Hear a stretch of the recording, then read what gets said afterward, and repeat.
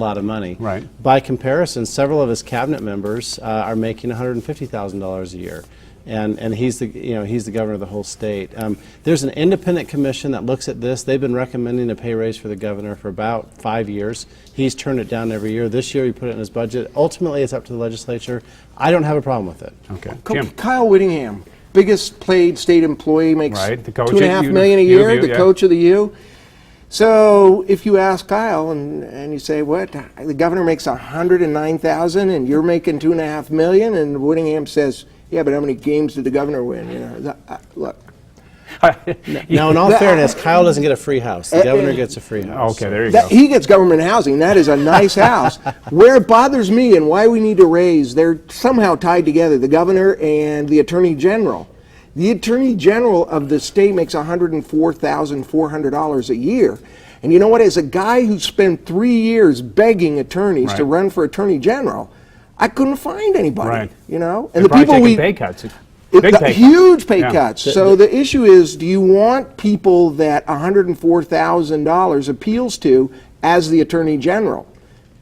Got to be an attorney. They got to do stuff. The governor's okay, but you know, the big law firms in Salt Lake will start a first-year attorney at more than their attorney general's making, and that's a problem. Yeah, well, I guess that incentive. Well, moving on from the money and the salary, let's talk about, again, Governor Herbert, this time the Healthy Utah plan. Is it in trouble, or are we going to eventually find a solution here? It's on life support.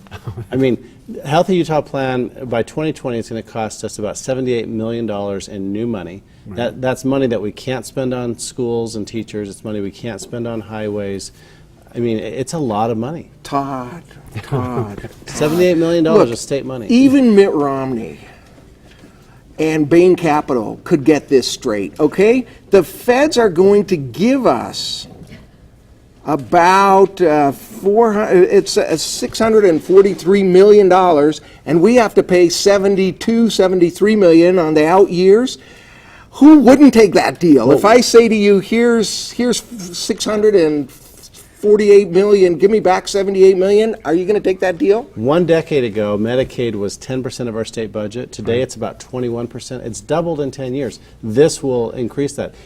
We're on a trajectory where it could become half of our state budget and eventually 100% of our state budget. So, I mean, I think the legislature is just hitting the pause button and saying, wait a second, how much can we afford? What's the proper role of government?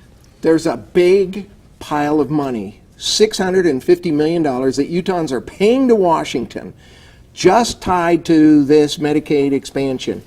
Now we're saying, hey, we don't want our money back. We don't want 123,000 poor Utahns to have health care. It makes no sense at all. The $78 million is on top of that $600 million. So. All right.